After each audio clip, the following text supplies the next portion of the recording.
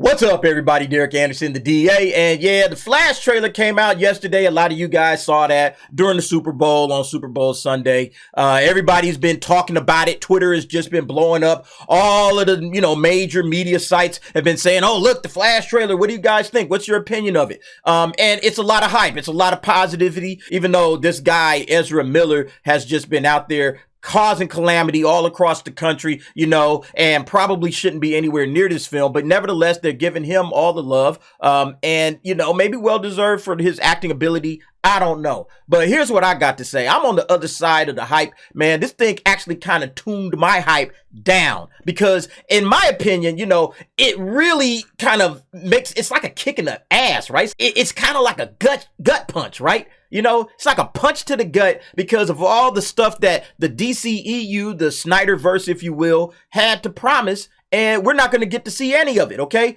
Because, people couldn't put their minds together and get that thing to go in the right direction. And now, no Henry Cavill, maybe a little bit of the Ben Affleck Batman, right? Maybe we get a little bit of that. We're not going to get a Man of Steel trilogy finishing off that particular story. We're not getting any of that, okay? This is what we get. We get Flash, and then we get reminders, okay? Reminders of what could have been. Like, this is the thing that pissed me off the most. This picture, seeing Michael Shannon and Zod in this. And I was like, yeah, man, he was a great villain in Man of Steel. And boy, it would be interesting to see, what else we could get out of this particular movie or this character or whatever. But and again, it just reminded me of all the different things that we wanted to see out of the DCEU. And we're just not going to get them.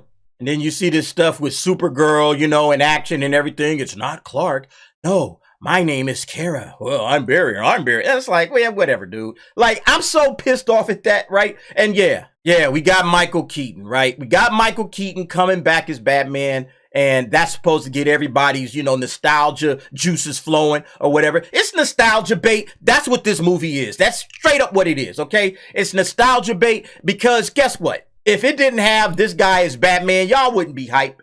Y'all wouldn't be hype if it wasn't for Michael Keaton coming back as Batman, okay? You wouldn't be hype. You wouldn't care. Okay. It's not Supergirl that you're excited about. Ben Affleck's probably barely going to be in this. And I know you don't give a damn about Ezra. So you're happy about this guy right here. And that's the thing that I hate about modern Hollywood is that it's all about nostalgia bait, man. It's like, can you guys just write a good movie for once? Just a good movie. Has nothing to do with nostalgia. It's your own story. You don't have to harken back to, play on our feelings from the 80s as to, oh, look what we're doing. It's No Way Home all over again. I saw a Critical Drinker said that. And I'm like, yeah, it's No Way Home. Okay. It was the same kind of feeling. Not that I didn't enjoy Rogue One, because I did enjoy Rogue One, but all of the nostalgia that they put back into Rogue One, it kind of took me out of the movie for a little bit because I'm like, oh, they're doing this nostalgia stuff. And yeah, although it's fun, okay, it's fun to see that, I think they stayed too long with it in Rogue One. Obviously, Spider-Man No Way Home was a great hit. And I think they did it perfectly in No Way Home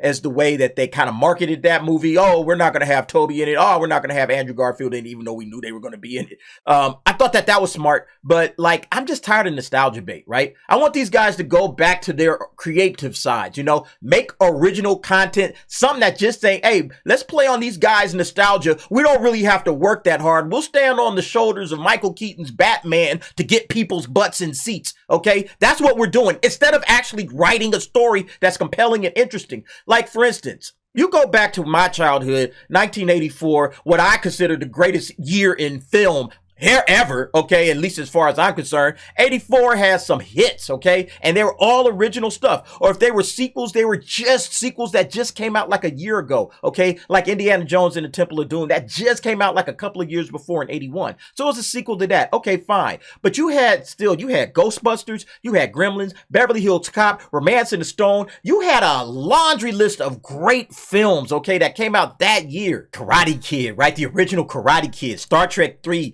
The Search for Spock, great film, okay? And then Footloose, like the original Police Academy. There's so many films that came out in 84. And guess what? All of those were original movies, okay? Original ideas. Well, with the exception of Star Trek and Indiana Jones. But for the most part, everything was an original new concept. And they don't do that anymore, man. They just give you nostalgia. Going back to the 80s, okay? The Batman film from 1989, right? Got to bring back the 80s again. These guys guys have no originality. That's the thing that frustrates me about this. Not to mention the fact that they got this guy in here, okay? Ezra Miller twice, okay? We got 2 Ezra Millers in here basically to deal with. You know, I guess one from one timeline, one for the other, whatever, you know? Like, they're giving this guy this kind of a film with all of this hype and everything. They couldn't do this with Henry Cavill, though, right? Of course not, you know? And I think they're even talking about, like, killing in Henry Cavill's scenes out of this movie, you know? So, like, this trailer, you know, for a lot of people, it's hype, and I probably would have been one of those that was hyped about it as well. But in light of everything that's happened, I don't know, man. For me, I'm just disappointed. I'm more disappointed in it, and disappointed that, you know, maybe the promise of rebooting the DC universe and getting it set on a, you know, a straight path with good character stories for Henry Cavill to play, and even Ben Affleck's Batman, and maybe doing some different types of things with it. You know, DC has always kind of been like that kind of opened up universe where it's just like 80 Batmans, 90 Supermans, whatever. But there's always been like a pathway where you could say, hey, this is something that works, and I think we can follow this if they do the story right. All right. But it doesn't look like they're interested in doing this story right. And again, it's just disappointing for me. I know that everybody's loving this. You can see some of the comments here. Chill seeing Keaton and Affleck both as Batman in one movie. And I think there was even like a shot of like, I think Christian Bale's Batcycle, although that could have been somebody else's. But, you know, I only seen this thing like twice. I wasn't really like checking that hard for it, but it kind of looked like it. I'm so stoked they brought Michael Shannon back as General Zod. Yeah, I looked at that. I was like, oh, shoot, Michael Shannon. And then it just reminded me, you know, it's like, come on, guys. He nailed that role. So happy to see him reprise it in the spin of the multiverse. Pretty pumped for the movie, even with all of Miller's personal woes. Yeah, you know. And what's funny is everybody's talking excited about Michael Keaton. They're excited about Michael Shannon. Nobody gives a damn about Ezra, right? Ezra who? Ezra who? Look, I love how Michael Keaton looks straight in the camera when he says, I'm Batman. You know, let's see how many more we can see. Words cannot express how much it means to me to see Michael Keaton back as Batman. Thank you. These guys are here for Batman. Both Affleck and Keaton appearing as Batman is the craziest thing I've ever wanted from a multiverse movie, and they totally deserved it. This trailer gives me chills, but I wonder if some of these characters are going to play the same character in Gunn's DCU. Probably not. I can't believe Ben is back. Yeah, seeing Michael and Ben in one movie gives me chills. The greatest Batman back, and the Danny Elfman score playing it over gave me serious goosebumps. That's the nostalgia bait that I'm talking about, okay? Where everybody's pumped up about the nostalgia, but the actual story that's coming in, you know, and it's like, I love it. You know, everybody's here to see, look, Keaton, Batfleck, all right? Nobody cares about Ezra. Ezra who? Hey, who? Oh, Ezra Miller's in this? Oh, I didn't even realize it, you know?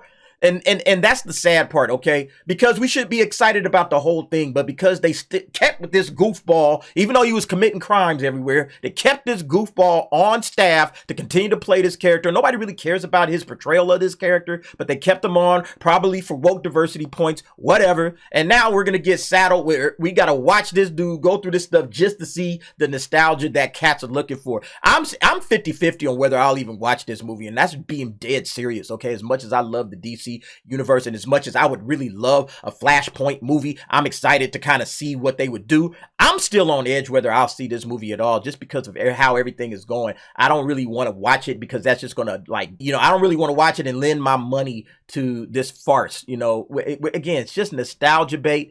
You know, even though it's some of it's good, but nevertheless, I just wish these cats would come with some more originality, you know. And, you know, just stop playing on our nostalgia so much. I think that's just kind of weak. But anyway, folks, what do you think about this? I know I'm probably in the minority. A lot of you guys can't wait to watch it, but that's just my personal, honest opinion about how I feel about this trailer. You guys go ahead, jump down, give me your thoughts and your opinions on that. And thanks for watching. See you next time.